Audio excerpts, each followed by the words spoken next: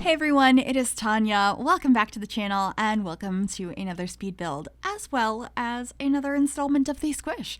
Today I am building a tiny house. This one is on stilts though. It's over a body of water. I created this sort of pond in the woodsy area of Brindleton Bay, which is of course the world that comes with the Cats and Dogs expansion pack.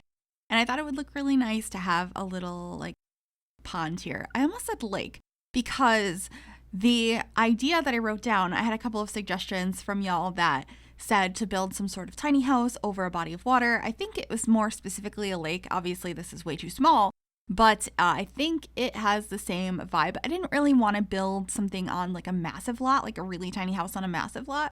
I suppose I could do that at some point in time, but this is what I was thinking of when I got that suggestion, is something in this woodsy area. And I was having a lot of fun making the actual pond a funky shape. I feel like I usually make it pretty simple, and this one looks so interesting. I really enjoyed how it came out, so I hope you will like it as well. And if you do like this build and you would like to download it, it will be available on the Sims 4 gallery. You can find it under my EA ID, which is Gryphi, Gryphi. You can also find it under the hashtag #MissGryphi, and that information will also be in the description down below as well. You can see I went back and forth on a bunch of different shapes and the roof for it because I wanted it to look interesting, but I think I was trying too hard to have too many shapes to it. This ends up being a very simple shape, and I think it looks really cute in the end. It's kind of unique. I wanted it to sort of be either like an eco home or have some element to it that had like solar panels and like they're trying to be a little bit more off the grid. Maybe not entirely, but you know, trying to be more conscious of those decisions. I believe there was a few comments about doing a build like this, and then I think somebody had suggested like an eco tiny house on a lake for somebody and their dog. So I also had that in mind, and I have like a dog bed and I believe a food bowl and a thing of toys. So I was imagining this was for a Sim and their dog. I think it's really cute. And even though it's not possible in The Sims, I think it would be adorable to go swimming in this water with your pets. That would be so cute. But I really enjoyed how the stilted foundation worked on this lot, especially because I made the pond really deep so you can really see how far down those go. And I just think it looks interesting. I quite enjoyed it. This was a really fun build. It's pretty simple. It's a bit asymmetrical in shape in the end. I obviously went through many options and shapes as I was trying to form this, and colors. I was very indecisive, but I really like how it came out in the end. I think it looks nice in this space. It's not too modern, and it's not like, it doesn't look like a little log cabin at the same time. I think it's a nice in-between, and it was just a lot of fun. So we're playing around with trying to figure out a bump out over here. I end up getting rid of the half wall and just putting a roof over it, which I think looks a lot better. For some reason, I really wanted to not have a roof there at first, but it looks so much better that way, so I don't know why I was going about it the way I was. I also replaced the solar panels many times because I couldn't decide on the size, the color, the placement. We also have a wind turbine up here, and the window I'm using out front is from the My Wedding Stories pack. I really like the windows from that pack. I think they're really pretty, and I particularly like the ones that don't have the little like metal piece on the front.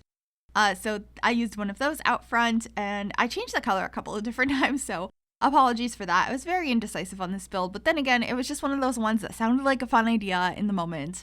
So I just started building, and I was like, yeah, we're gonna see where this build takes me. So of course it changed quite a bit, but you know, that's kind of the fun of building. I like experimenting.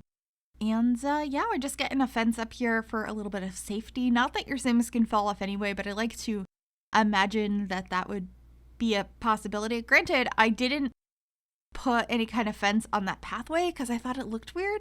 So I guess it doesn't make too much sense, but I think it looks really nice in the end. So that's what matters since your Sims can't fall off anyway. Does it bother you when you don't have fences in certain places that looks like a Sim could fall off? Do you wish Sims could fall off? We just got a wedding pack. What if we had like a danger pack, like your Sims could fall off things?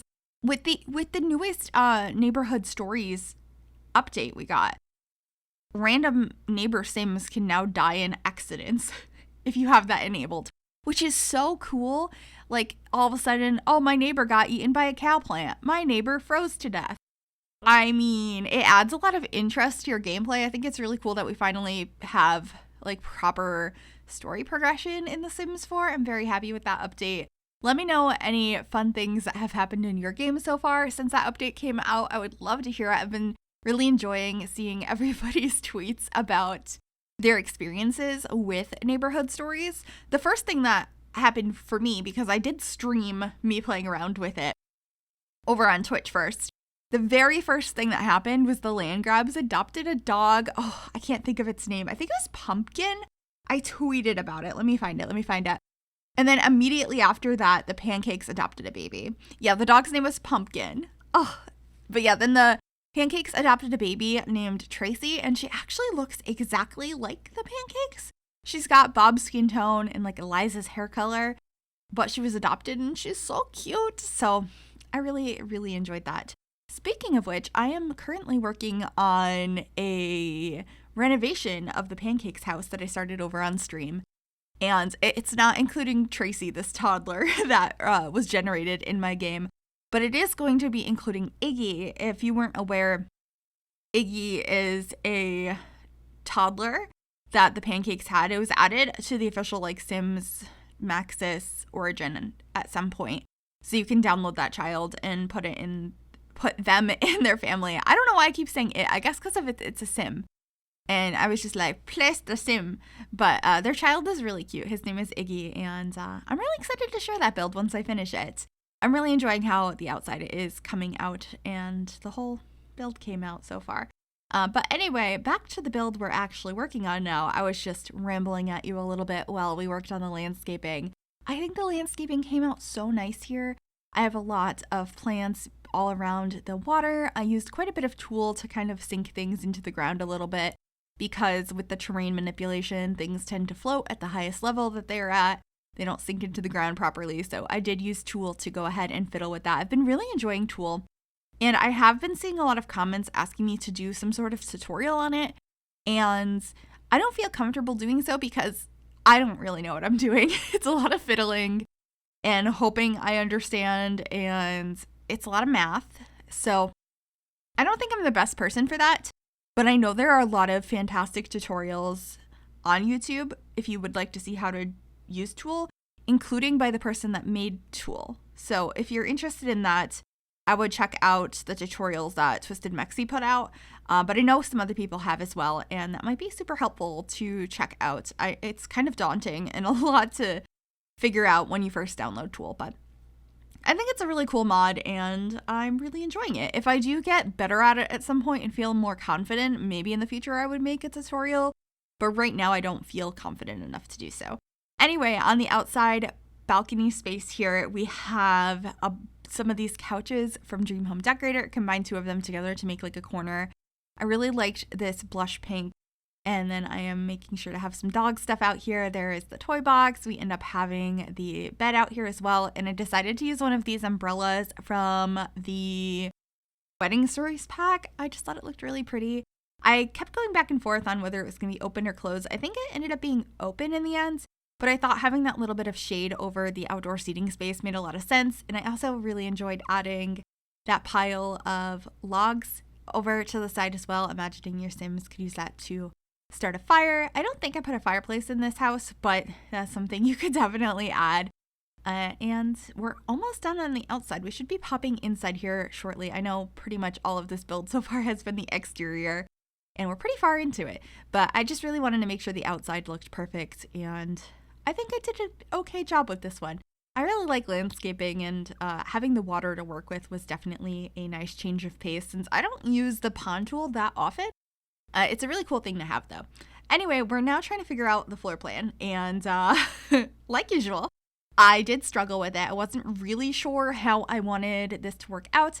It ends up having a pretty spacious kitchen, a very tiny living room, a tiny bedroom space. There isn't a separate bedroom, but there's room to add a wall and a door here. I just have a half wall, so there is something for the headboard of the bed to lean against. I thought it felt a little bit more structured that way, and so that's what I ended up doing. But you could definitely add another wall over there to actually separate that room off if you prefer to have an entirely different room for the bedroom. But I thought that this worked out nicely, and In the kitchen here, I am using these countertops from the Snowy Escape Pack, and then the actual upper cabinets are from Dream Home Decorator. So I'm just messing around and figuring out which appliances I want to use and how I want to decorate this space. And I think it came out pretty nice in the end. It's very neutral, but I tried to add some pops of color to the inside of this home to make it so there's some personality in it. I was thinking the actual parts that were built in, the appliances, the surfaces, all would be like neutral, so whoever was living here could it wasn't too overwhelming for anyone. But the things they brought in to decorate the space had a lot of color, if that makes sense. I feel like a lot of times you're not going to move into a house and it's going to have bright colored cabinetry. It's probably going to be like a beige or a white or a brown or what have you, unless it was customized and you bring in a lot of the decorations. So that's kind of what I was going for here. It's nothing too wild, but I did want to have a little bit of color in this space. And I love that plant that I put next to the sink. It's from the Blooming Rooms kit. And I actually sized it up. I think it looks really nice at its main size, which is really tiny and adorable and cute. But it also looks really nice sized up one. So that's what I did here. And then I'm just filling up the shelves. We have some books, some lemons and limes, some sauces, and hanging up a coat and a hat over by the door as well.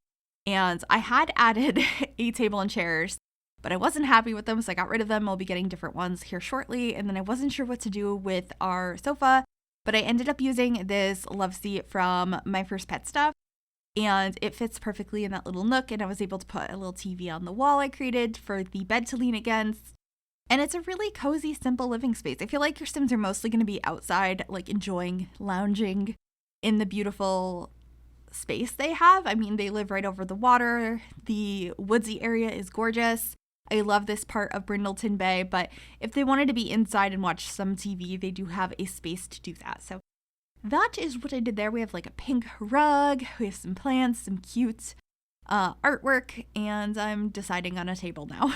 I don't know why it took me so long to figure it out, but I'm happy with what I ended up with in the end. It's still pretty neutral, but we have some yellow chairs, just a little bit of color. And then I ended up using this bed from Eco Lifestyle. I think the purple and the yellow on it works really nicely with the other colors I was already using in this space.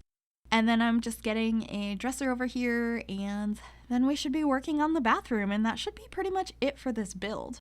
Like I mentioned, this was a lot of fun. I didn't really have a full direction going into it, just a concept, and those tend to be my favorite builds, so I hope you enjoyed this as well. If you did, make sure you give this video a big thumbs up. That really does help me out. You can also subscribe to the channel if you have not already, and click that bell to be notified of every single time I upload a new video.